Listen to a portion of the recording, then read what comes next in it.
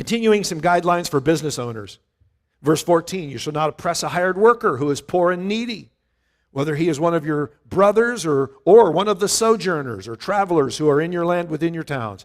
You shall give him his wages on the same day before the sun sets, for he is poor and counts on it, lest he cry against you to the Lord and you be guilty of sin.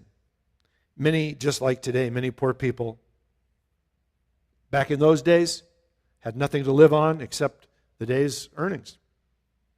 And so God commanded that if a man had earned wages for a day, he must be paid on that day. None of this will pay you on Friday or every 2 weeks. The poor man was counting on the money many times to feed his family. That's what he would use to feed his family. And so God's word said, make sure that he gets paid.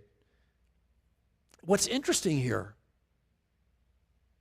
that when we see culture or society as man establishes it, it's not the wealthy who need to be protected. Not in man's society. It's the poor. The poor who are subject to oppression, and they are vulnerable to being cheated and that sort of thing. And so it's interesting here as God establishes his society.